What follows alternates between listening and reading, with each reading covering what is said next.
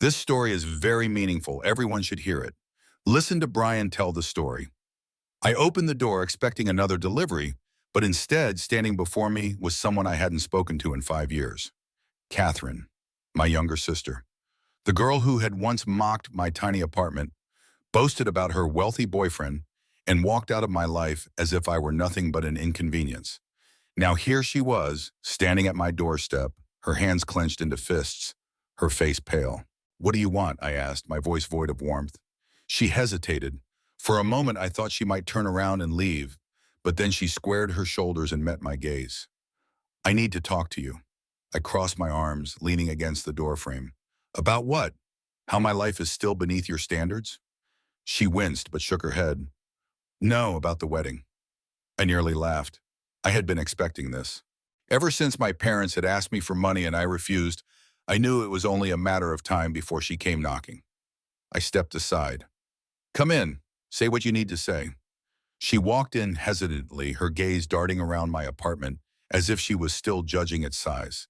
I gestured to the couch, but she remained standing. "Listen," she started, wringing her hands. "I know we haven't talked. I know we've had our differences." "Differences?" I cut her off. "You mean the part where you treated me like garbage, and our parents acted like I was just supposed to accept it?" She sighed. "I'm not here to fight. I'm here because I need your help." I chuckled, shaking my head. "Let me guess. Mom and I promised you the world, and now that they've realized they can't afford it, they're expecting me to fix their mess?" She swallowed hard. "They said they'd cover part of the wedding, but now they're saying they don't have the money. And I can't go to my fiance's parents and tell them that my own family can't even handle their share." "So you're embarrassed," I said flatly. "It's not just that," she said quickly. "I want to make things right. I want you at my wedding. I want us to be a family again." I studied her carefully. There was something about her words that felt rehearsed, calculated. She wasn't here because she genuinely wanted to mend things. She was here because she needed me. "So what exactly are you asking?" I said. "I need a loan," she admitted. "Just enough to cover what Mom and Dad were supposed to pay. I swear I'll pay you back." I laughed then, an actual deep laugh. "Do you hear yourself? Mom and Dad told me I was on my own when it came to college. They refused to help me, and now suddenly borrowing money is fine as long as it benefits you?" "That was different," she said quickly.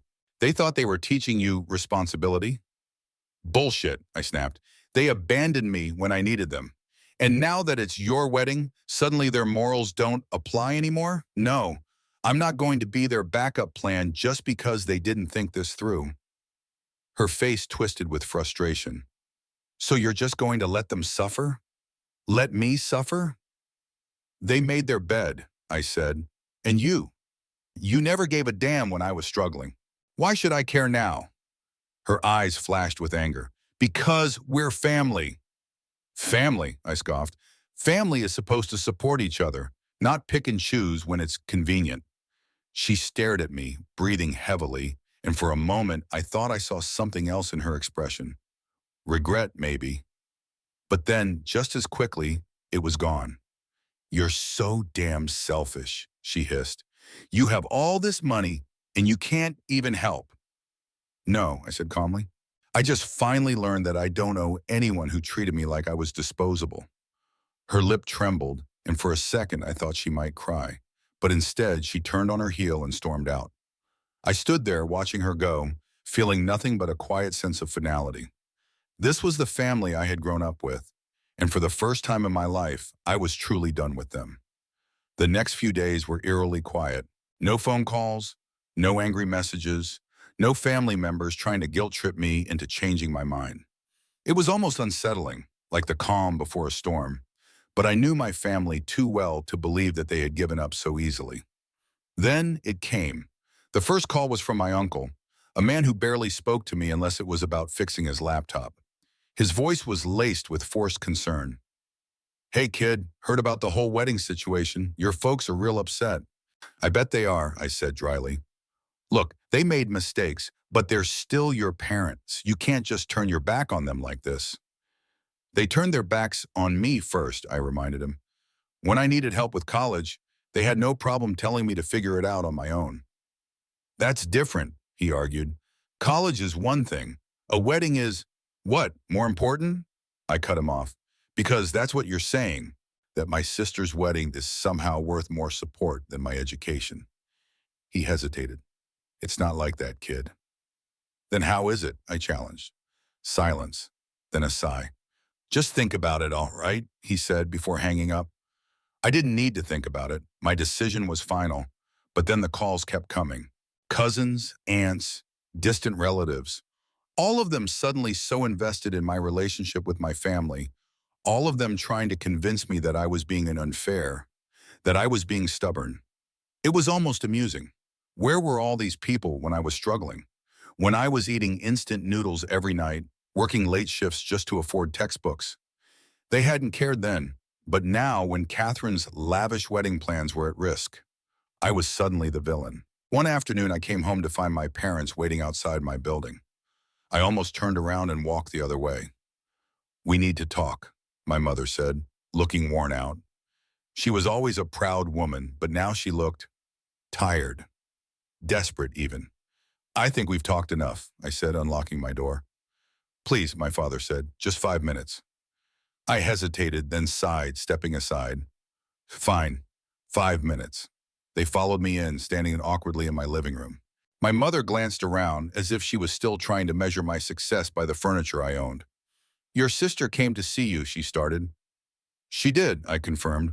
She told us what you said, my father added. We understand why you are upset. I raised an eyebrow. Do you? My mother exhaled slowly. Look, we may have been strict about money when you were younger. We thought we were teaching you responsibility. No, I corrected. You were teaching me that I was on my own. And I learned that lesson very well. It wasn't supposed to be like that, my father muttered. We just thought that I would just get over it, I finished. That I'd forget how you abandoned me but expect me to come running when you needed me. It's different now, my mother said, her voice tight. Because now you need me, I said, my tone flat. But where were you when I needed you? My father shifted uncomfortably. We didn't have much back then. We couldn't afford. But you can afford a wedding? I interrupted. Silence. You didn't even try, I said. You didn't even consider helping me. But now you're standing here asking me to bail you out. Do you not see the hypocrisy in that? My mother clenched her jaw. We are your parents. And I am your son, I said coldly. But you sure as hell never treated me like one. They had no response to that. After a moment, my father sighed. We just wanted the family to be whole again. I shook my head. It was never whole to begin with. I walked to the door and held it open. You got your 5 minutes. My mother looked like she wanted to say more, but my father placed a hand on her arm. Without another word, they walked past me, stepping out into the hallway. Just before I shut the door, my mother turned back. You'll regret this, she said quietly. I met her gaze. No, I won't. And with that, I closed the door. The silence in my apartment after they left felt different this time. It wasn't the usual emptiness I had grown used to. It was finality, the kind that settles deep in your bones, telling you that a chapter of your life has closed for good. And I was okay with that. For the first time in years, I felt free. But of course, it wasn't over yet. 2 days later, I got another unexpected visitor. This time, it was Catherine. I almost didn't answer when I saw her through the peephole, but curiosity got the better of me. When I opened the door, she looked different. Not angry, not smug, just exhausted. Can I come in? She asked. I sighed, stepping aside. She walked in, taking a slow look around. Mom and Dad came to see you, didn't they? They did, I said. Did they send you here too? She shook her head. No, I came on my own. I crossed my arms. Why? She took a deep breath, and for a moment she looked uncertain. Because I think I finally understand. I frowned. Understand what? She sat down on my couch, clasping her hands together. I always thought Mom and Dad favored me because I was the younger one, or because I was a girl, or maybe because they just saw me as Better, but now I get it. It wasn't about any of that. It was about control. I stayed quiet, letting her continue. They never wanted you to be independent, she said. They wanted you to struggle, to need them, so that when they finally did decide to help, you'd be grateful. But you didn't play their game. You made it without them, and they hate that. I stared at her. What are you trying to say, Catherine? She swallowed hard. I'm saying, I think they did the same thing to me, just in a different way. I let out a dry laugh. They handed you everything. How is that the same? They did, she admitted. But it was never for me. It was for them. So they could control me. So they could feel important. And now that I need them for something real, they turn their backs on me. I didn't say anything. I'm not saying I was a good sister, she continued. I wasn't. I was awful to you. And I regret that, but I think they did that on purpose too. They turned us against each other so that we wouldn't see the truth. I sat down across from her, studying her face. So what now? I asked. She let out a shaky breath. I don't know, she admitted, but I do know one thing. I don't want to be like them. For the first time in years, I saw something real in her eyes, something honest. I don't expect you to forgive me, she said, but I want to try if you'll let me. I thought about it, about everything that had happened, about the years of resentment, the betrayals, the way our parents had played us like chess pieces in their own selfish game. And then I thought about what it would mean to finally, truly break free. Okay, I said. She blinked. Okay. We try, I clarified, but no bullshit, no manipulation. If you want to be better, prove it. She nodded, and for the first time in a long time, she smiled. Not the smug, superior smile she used to wear, but something smaller, something real. I will, she promised. And for the first time, I actually believed her. The days that followed felt strangely different. I wasn't used to this, having Catherine in my life again, in a way that wasn't filled with resentment or passive-aggressive insults. It was awkward at first. We didn't know how to talk to each other without falling back into old habits. But she was trying, and so was I. Then a week before her wedding, she called me. Hey, she said, her voice quieter than usual. Can I ask you something? I leaned back in my chair, glancing at the screen. I had been in the middle of reviewing some code, but something about the way she sounded made me pay attention. Sure, she hesitated. Would you walk me down the aisle? I froze. What? I said, convinced I had misheard. I know it's weird, she said quickly, but Mom and Dad, well, they're not coming. I haven't told them they're uninvited, but after everything, I know they won't show up. And honestly, I don't want them there. I ran a hand through my hair. Catherine, you don't have to say yes, she interrupted. I want someone there who actually gives a damn about me. And right now, that's you. I sat there staring at the wall. This was the same sister who had once laughed at my struggles, who had treated me like I was nothing. And now she wanted me to be the one to stand by her on the biggest day of her life. But she wasn't that same person anymore. Or at least, she was trying not to be. Okay, I said. She exhaled. Okay. Yeah, I confirmed. I'll do it. There was silence on the other end of the line. Then so softly I almost didn't hear it, she whispered, Thank you. The day of the wedding arrived faster than I expected.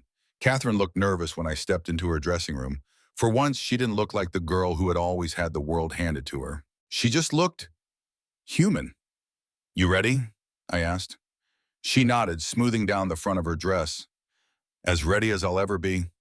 I offered her my arm, and she took it. Her grip was surprisingly tight. As we stepped into the aisle, a hush fell over the crowd.